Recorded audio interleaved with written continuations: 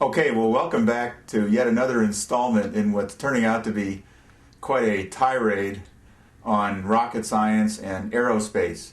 So, if you've made it this far, I want to congratulate you, first of all, for your tenacity, which is a great trait to have if you want to be a rocket scientist, and also for enduring my raspy voice throughout all these videos.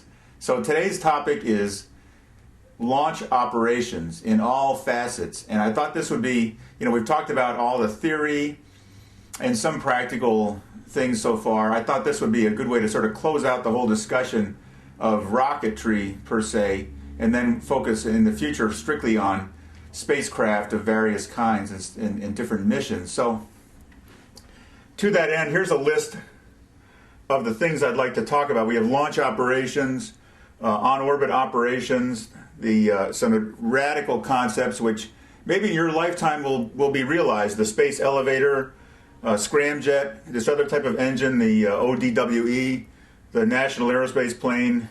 What is the role of man when it comes to launch and to getting payloads into orbit? And then I'd like to talk about the Challenger, which the Space Shuttle Challenger was a national catastrophe in 1986.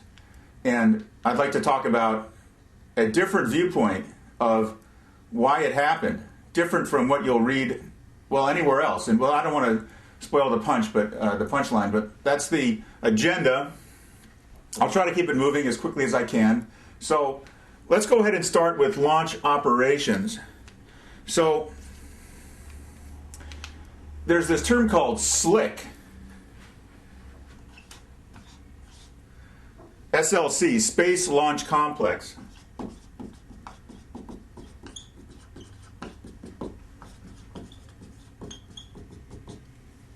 And let me draw a cartoon of the most famous SLC in existence. SLC 39 A and B, which is where all of the Apollo launches took place, and then also all the space shuttle launches. So let me try to draw this in sort of a 3D perspective view. So we have, first of all, a giant building with a giant door on it, essentially a door that goes the whole height of the building. And then there's usually all these ramps, or it might be a rail system. And then way over here in the distance are these two big, in the case of SLC 39, these two big areas. And each of these then has on it, I'm sorry, my 3D perspective here is not going to be very good. These each have a giant tower structure made out of structural steel. It's not filled in. These each have a giant tower.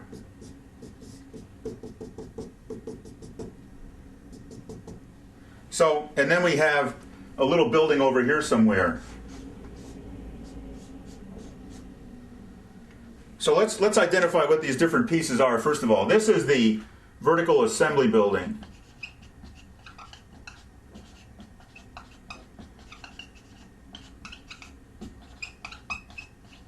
So that's where the whole thing is put together, right? It's a pretty tall, you've got the rockets, multiple stages, then the upper stage for orbit, and then on top of all that, the payload, and then the fairing, and then maybe an escape system on top of that. It's a pretty tall structure. So this vertical assembly, and it's also very sensitive, right? So this is essentially a giant clean room.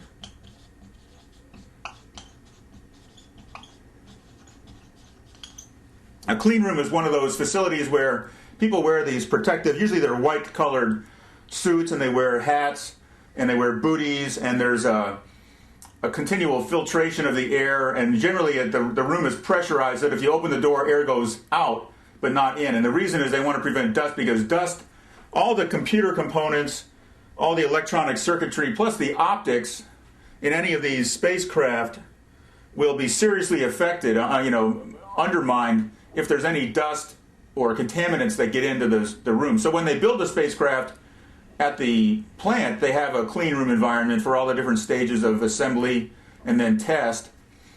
And then they encapsulate it for transport. Then when it gets down to the actual launch complex, they put it in this giant clean room building where the whole thing is assembled, and then they do final checks, and then they do another check, and then another check. And then finally, once they put the shroud on, then it's, ready to be exposed to the atmosphere. So the vertical assembly building. Then each of these is called the actual pad, right? And then this giant structure here is called the gantry. And usually what happens is, as this thing is on rails, and so they take the vehicle out here,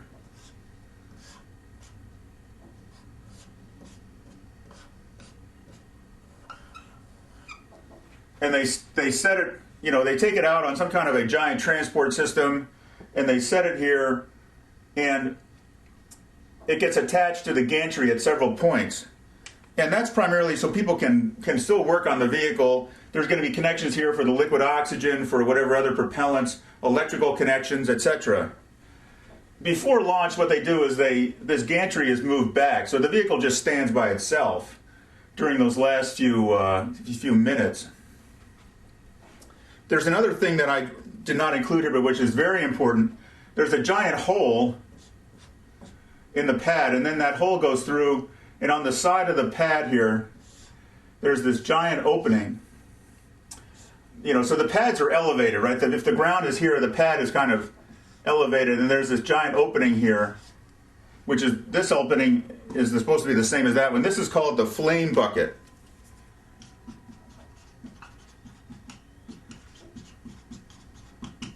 Right, so when you turn when you ignite the rocket, all that stuff comes out. It has to go somewhere, and so you need this flame bucket to, direct all the exhaust out. And so one of the things that has to happen is that the rocket has to stay over the hole, right, over the flame bucket while it launches. That becomes a significant consideration when you talk about the Challenger. We'll get to that. So we have the vertical assembly building, we have the pad with the gantry, the flame bucket, the vehicle, and then this is called the blockhouse. And it's where all of the control for the launch is done. So there are people inside here. Generally, this blockhouse is made out of, extremely, extremely thick reinforced concrete.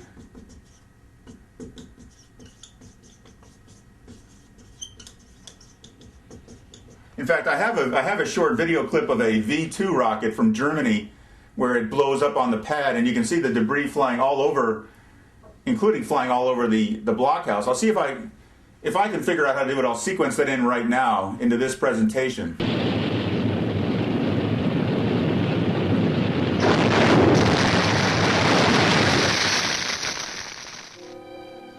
Even though there are a few mishaps, the V2 emerged at the end of the Second World War as the most successful rocket yet devised by man. But we have the blockhouse, and this is where somebody has essentially a switch that says, okay, start the process. Now the process is computer controlled in many ways, and there's a whole long sequence of things that have to happen before you ever get to this point.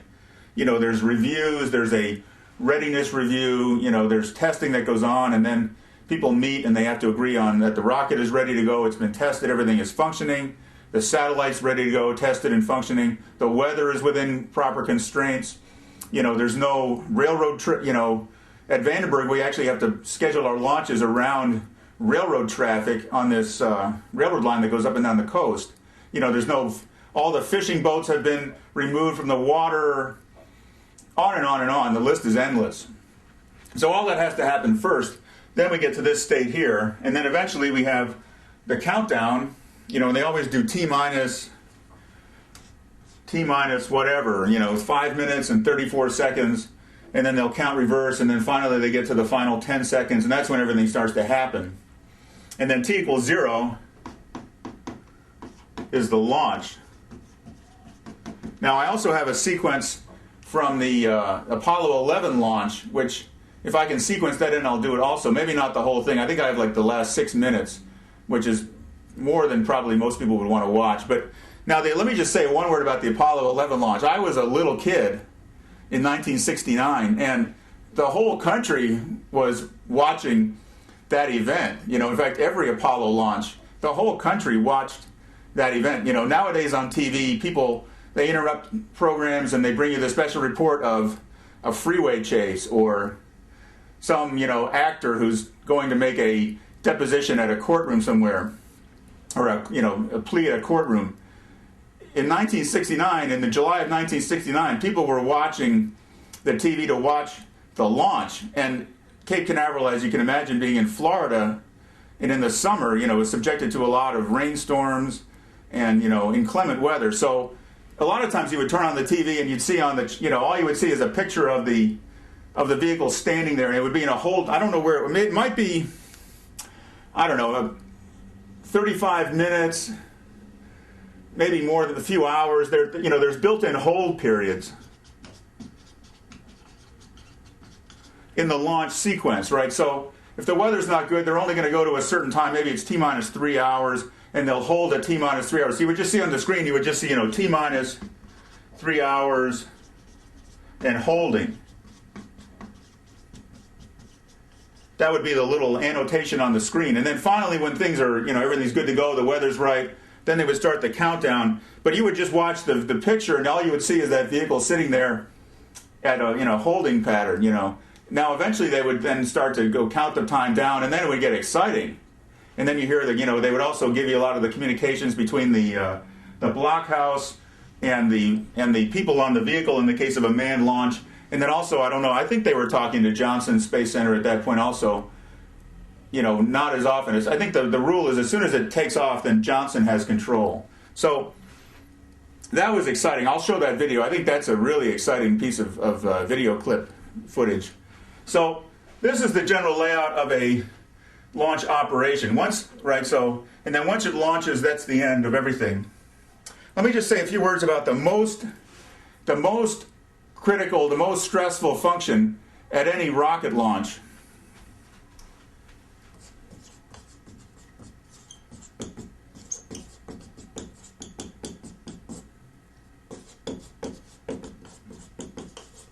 The range safety officer and range safety. So when this thing launches, we want it to go up for quite a while before it turns or does really anything. Because we have, you know, people that live in the surrounding, you know, cities and what have you, and we have, you know, toxic chemicals in many cases on the rocket, there are certain parameters for where it's allowed to go, and also for speeds at different stages in the whole flight. And if for some reason the thing goes outside of those boundaries, then some human being, the range safety officer, and I think they have they call him something else in Air Force launches now. They call him, it's a different title, but there's a person who assumes the function of range safety officer. That human being has to make the decision, pushes the button, which then causes the vehicle to destruct. Wow, now talk about a stressful job. That is a heavy decision to have to happen, and you don't have a lot of time. Things are going off course. You got to destruct it. You don't have time to wait and see. You know, imagine being a stockbroker and making, a trader on Wall Street. You've got to react faster than any trader on Wall Street would have to react. So that is a very rudimentary view of launch operations. Indicates the third stage completely pressurized. 80-second mark has now been passed. We'll go on full internal power at the 50-second mark in the countdown. Guidance system goes on internal at 17 seconds, leading up to the ignition sequence at 8.9 seconds. We're approaching the 60-second mark on the Apollo 11 mission. T-minus 60 seconds and counting. We passed T-minus 60. 55 seconds and counting. Neil Armstrong just reported back. It's been a real smooth countdown. We passed the 50-second mark. Power transfer is complete. We're on internal power with the launch vehicle at this time. 40 seconds away from the Apollo 11 liftoff. All the second stage tanks now pressurized. 35 seconds and counting. We are still go with Apollo 11. 30 seconds and counting. Astronauts report it feels good. T-minus 25 seconds. 20 seconds and counting. T-minus 15 seconds. Guidance is internal. 12, 11, 10, 9. Ignition sequence starts. 6, 5, 4, 3, 2, 1, 0. All engine running.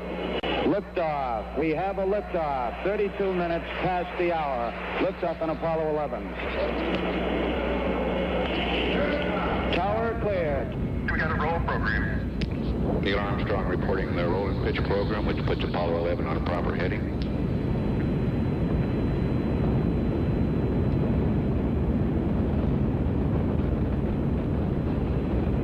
Plus 30 seconds. Roll complete and a pitch program.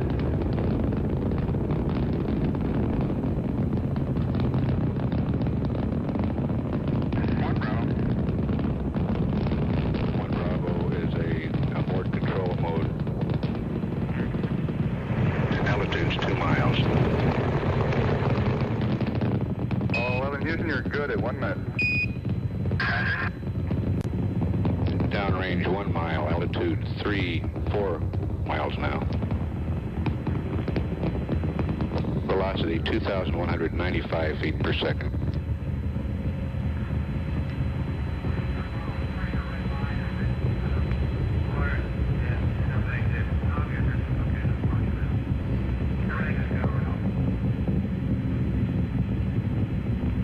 We're through the region of maximum dynamic pressure now.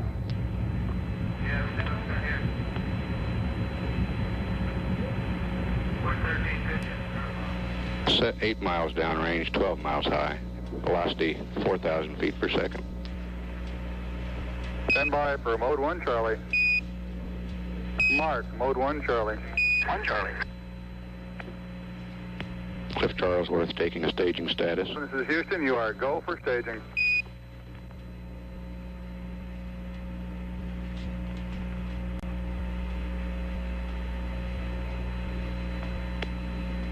Inboard cutoff.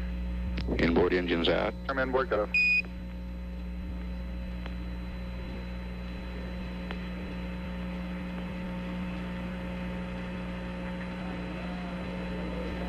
Downrange 35 miles, 30 miles high. Standing by for the outboard engine cut down now.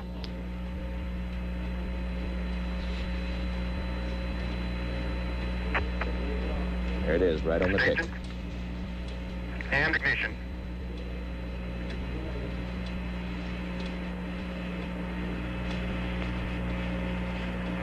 Houston, thrust is go. All engines, you're looking good. Roger, you're loud and clear, Houston. At 3 minutes, downrange 70 miles, 43 miles high, velocity 9,300 feet per second. We got skirt step. Roger, we confirm skirt step. Tower's gone. Roger, tower. Neil Armstrong confirming both the engine skirt separation. Now let's talk a little bit about early orbit operations.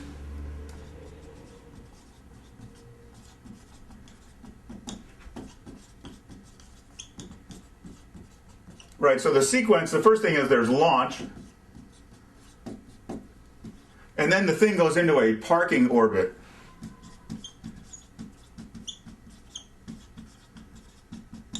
Now the parking orbit may serve a lot of different purposes. In the case of a low Earth orbit satellite, that's just going to be more or less where it ends up forever. But we want it in a position where we can communicate with it frequently. So we might change, avoid changing certain attributes of the orbit substantially. In the case of a moon launch, I think they went into a low Earth orbit, circular orbit, did 1.5 revolutions, and then did the transfer into that translunar injection orbit. So there's, this might be for test purposes. This might be in preparation for a transfer orbit. And then after the transfer orbit is executed, so we'll do orbit transfer here. Now we reserve the term, I don't know why, we reserve the term upper stage.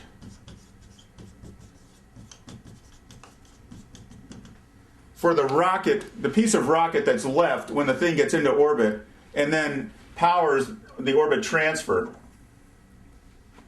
So the orbit transfer might be from circular low Earth orbit into a translunar injection. It might be from circular low Earth orbit into a Hohmann transfer to go to geostationary orbit.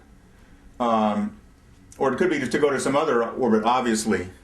Or in the case of like the space shuttle, we leave, the space station, we leave it there and then we rendezvous and dock things there. Right? There was one concept for the Apollo to go to the moon where they would do the rendezvous and docking in low Earth orbit, right? Instead, they chose to do the rendezvous and docking around the moon.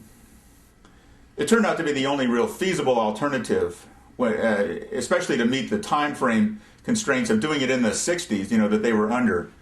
So the orbit transfer, and then you have you arrive in the final orbit.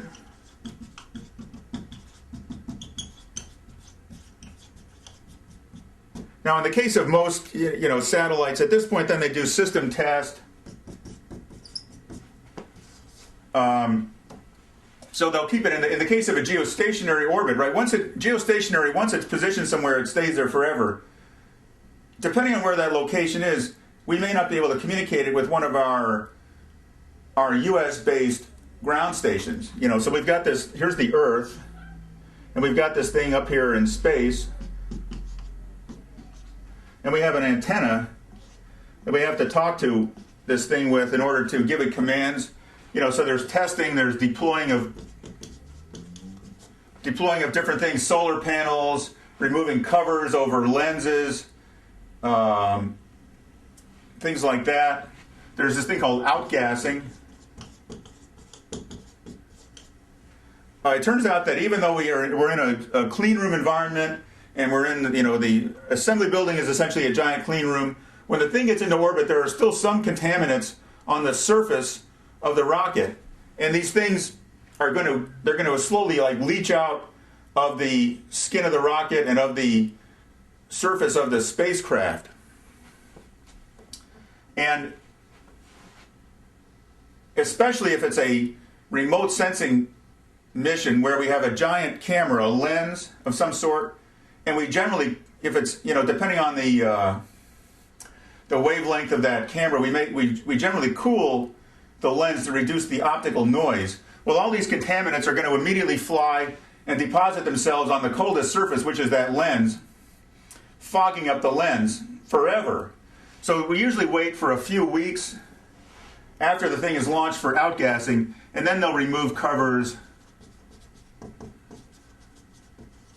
and turn on the actual instruments.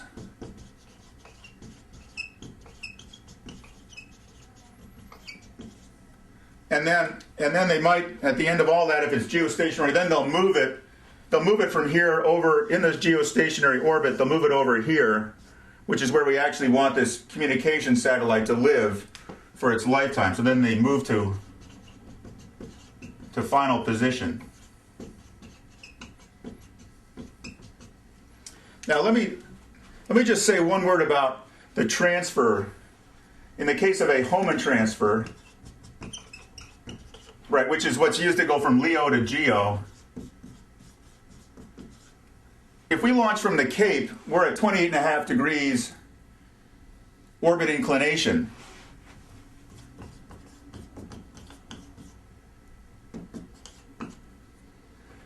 Geostationary orbit is on the equator, so it has inclination of 0, right?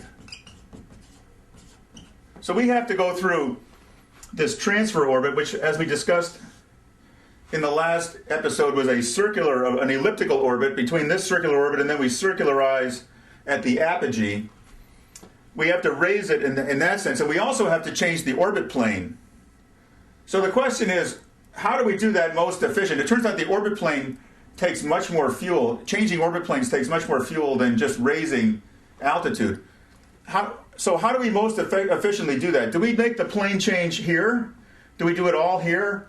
Do we do it all here? Well, you can solve. I invite you as a summer project. This shouldn't take more than a day or so. If you look on the internet, you can find the equations that govern the cost of fuel to do plane change and then also to do orbit raising.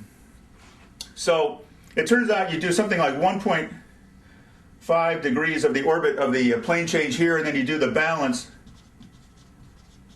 here, and that's the most fuel efficient. But I invite you to try to solve that problem for yourself and find out what is the optimal position, the optimal balance there.